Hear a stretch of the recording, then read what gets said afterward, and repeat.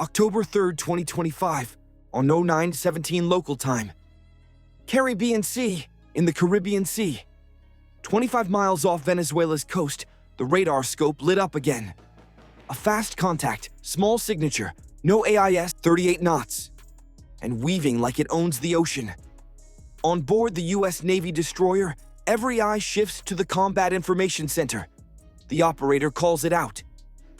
Voice clipped, no hesitation. Bogey detected. CPA under 1 nautical mile. Time to intersect, 7 minutes. This ain't a fishing boat. Fishing boats don't sprint at highway speed, zigzagging to throw off tracking, and fishing boats don't cut transponders. The bridge crew knows exactly what they're looking at, a Venezuelan smuggling craft.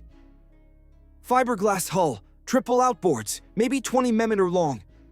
To the untrained eye, it looks like just another go-fast. To the Navy, it's a missile without a warhead. Fast enough to close distance. Reckless enough to cause a collision. First protocol. Hail the vessel. English first, then Spanish. Clear. Professional. Repeated 3 times over an open channel. Silence. The smuggler holds course. The bearing stays constant. The intercept numbers shrink. At that speed, one wrong maneuver means steel against fiberglass. And of course, steel always wins, but the Navy knows better than to trust luck. Rules of engagement kick in. Log every second. Broadcast warnings show presence. What looks like another routine drug bust is shifting into something darker. Because this wasn't just a smuggler outrunning the law. This was a confrontation. One reckless move away from international headlines, and it's about to ignite. This contact isn't slowing. Its track dances across the radar, zigzags with bursts of acceleration, and then sudden lulls. Classic smuggler tactics. Make yourself unpredictable. Force a pursuing vessel to constantly recalculate. Inside the Combat Information Center, numbers roll across the screens. Bearing steady, CPA is now 6 cables. Speed holding at 38 knots. 6 cables is just over half of a nautical mile.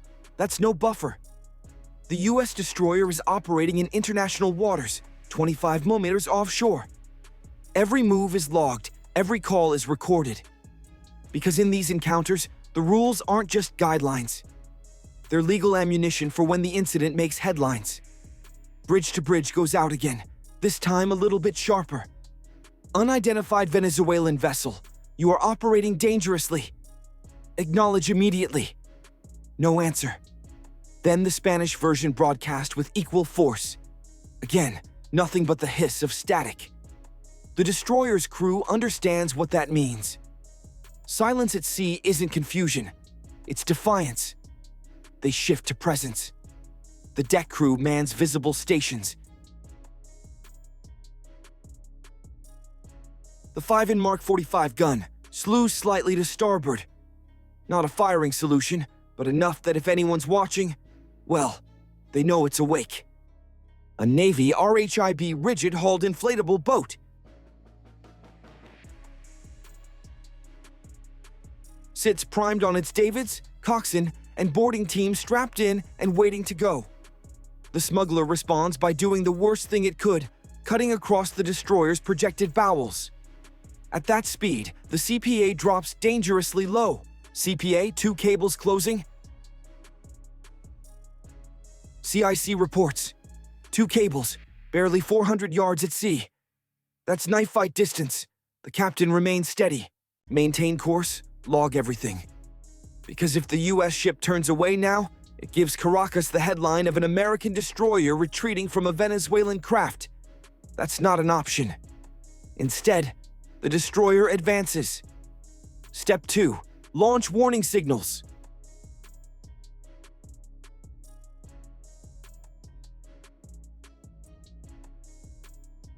A long, unmistakable horn blast rolls across the waves.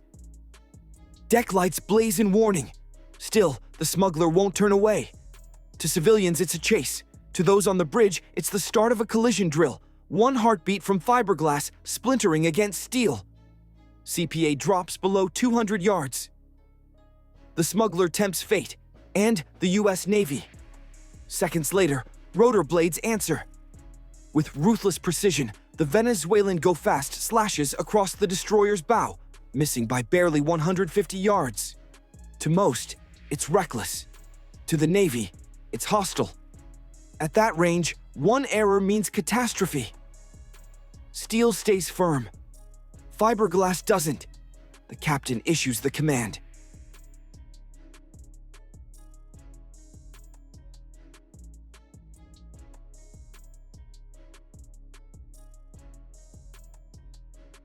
Launch Seahawk. Launch RHIB. Keep recording.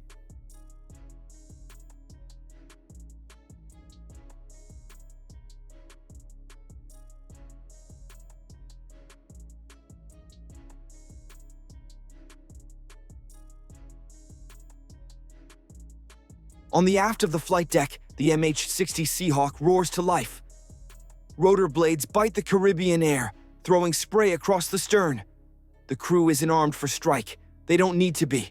Presence here is the weapon. As the helo lifts to 200 feet, its flyer pod swings toward the smuggler. Infrared sensors paint a glowing picture of hot engines, frantic crew moves, and fuel sloshing under the deck. Every frame is stamped, uplinked, then the flare. A bright magnesium streak cuts the sky, arcing across the smuggler's path. The message is unmissable. Stop now. Still, the go-fast floors the throttle. Its triple outboard scream. Prop wash explodes into white foam. Speed rockets past 40 knots. They're running, but they're also tempting fate.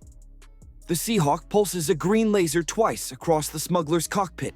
Visible, non-lethal, meant to blind sensors and draw attention. It's the last warning. Meanwhile, the destroyer launches its RHIB. The coxswain steers hard. Intercept angle perfect.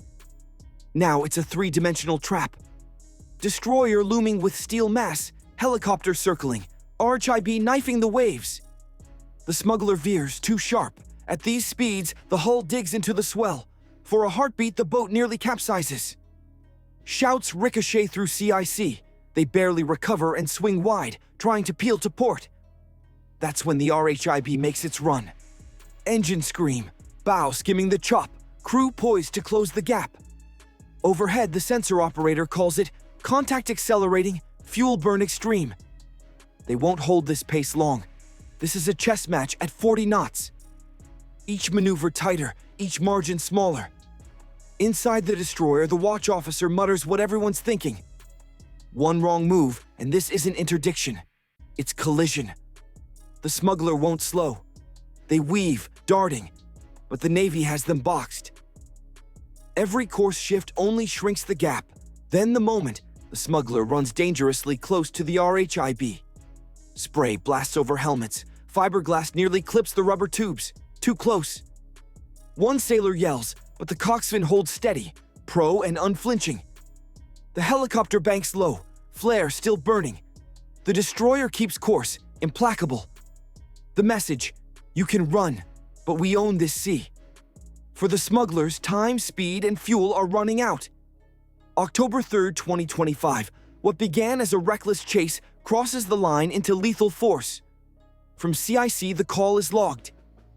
Non-compliant vessel, hostile intent presumed. ROE escalation authorized. This isn't theater, it's real. The go-fast ignored every hail, every flare, every non-lethal deterrent. It's been maneuvering dangerously close to U.S. assets. One near miss almost shredded a boat. The next one might cost lives. The order transmits clean.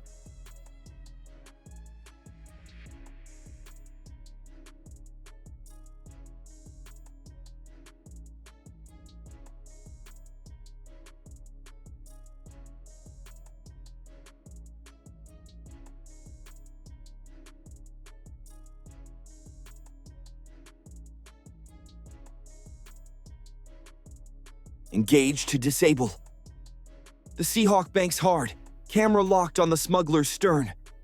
Every frame still uplinked, every second archived. Then, over the destroyer's deck, a deep thud echoes, the launch of precision fire. Not a warning, not a bluff. A real kinetic strike, the round tears into the go-fast engines. White spray erupts, fiberglass bursts apart. Smoke coils into the sky. At 40 knots, that kind of hit isn't survivable. Seconds later, the vessel lies dead in the water. 4 smugglers aboard. All gone. No survivors in sight. The destroyer keeps its course. No cheers, no noise. Just silence and documentation. Because for the Navy, this isn't spectacle. It's evidence. Within hours, Reuters and the Associated Press confirmed the strike. A Venezuelan smuggling craft destroyed in international waters. A lawful interdiction under maritime enforcement. In Washington's eyes, October 3rd wasn't an accident, it was enforcement. A show of law, order, and consequence on the open water. But in Caracas, it was a war whether declared or not. That clash is only the opening act. October 3rd isn't an isolated line. To grasp why 4 smugglers lie dead in the Caribbean, you have to trace the sequence of moves that led here. Just weeks earlier, September 12, 2025, that clash is only the opening act. October 3rd isn't an isolated line. U.S. Navy patrol aircraft spotted a flotilla of Venezuelan go-fasts south of Puerto Rico. When interception teams advanced, the smugglers fired first. The reply was immediate, a precision strike that left 11 dead. Washington labeled it a counter-narcotics mission, Su-30 flankers.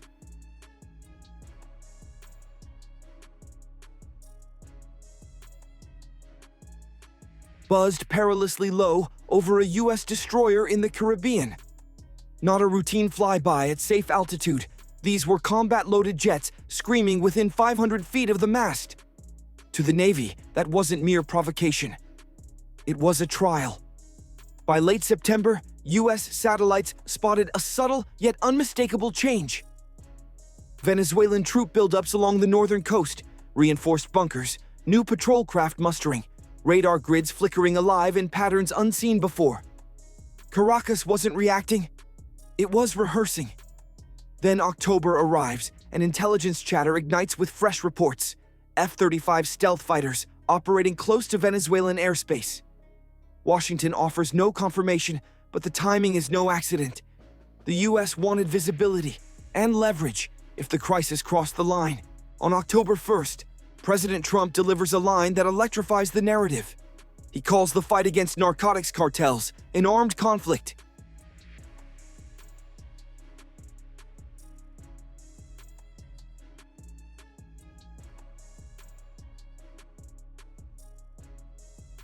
Not crime, not law enforcement, war. That single word rewrites the rules of engagement across the Caribbean, granting the Navy wider latitude than ever before. The doctrinal divide is sharp. Washington presents these missions as hybrid operations. Law enforcement in name, military in execution. Interdiction, seizure, and, when necessary, elimination. Caracas, meanwhile, casts every strike as a violation of sovereignty. To them, it isn't a drug war, it's national defense. And when stories clash at sea, it's not only about who fires first, it's about who persuades the world that their version is justice. Look closer, and the October 3rd confrontation fits a pattern. Venezuelan smuggling boats aren't rogue actors. Many are linked to state-backed networks. U.S. intelligence has traced money trails, fuel chains, even military-grade navigation gear turning up on so-called civilian craft. So when a destroyer disables a go-fast, Washington isn't just intercepting narcotics. It's dismantling infrastructure, choking a black market economy that bankrolls Caracas. But that strategy cuts both ways. Each sunken hull, each lost crew, hardens Venezuelan resolve. Every time the Navy enforces maritime law, Caracas calls it warfare. The line between cartel and state grows dangerously thin, and in the Caribbean, blurred lines can sink ships. By sunset on October 3rd, the clash is over.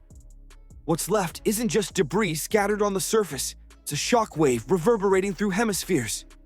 The Venezuelan craft lies destroyed, her crew gone. The U.S. destroyer sails on, unscathed, steady, resolute. No damage, no casualties, no pause. For the Navy, it's just another entry in the log, another day at sea. But the political echoes rise louder than the engines. Caracas issues a fiery statement condemning the United States for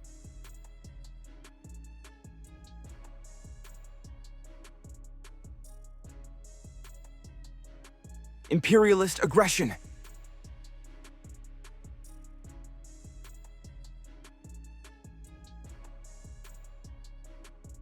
State television airs images of twisted wreckage wrapped in the story of innocent sailors slain in international waters. Washington counters with equal force, time-stamped footage, verified logs, and a flawless record of compliance. Every hail unanswered, every warning dismissed, every non-lethal measure exhausted. The strike, they insist, wasn't rash. It was unavoidable. But this shadow conflict isn't about right or wrong. It's about endurance, who can absorb the strain longer. And the strain is building. Venezuelan coastal batteries stand at full alert. American destroyers still prowl the approaches. Overhead, reconnaissance aircraft weave patterns across the Caribbean sky like vultures circling before the storm. The truth, October 3rd wasn't the end of anything. It was another move in a contest where patience, posture, and perception weigh heavier than steel or gunpowder. Because at sea, victory isn't always counted in wrecks or tonnage. It's measured in the message you send. And on October 3rd, that message was unmistakable.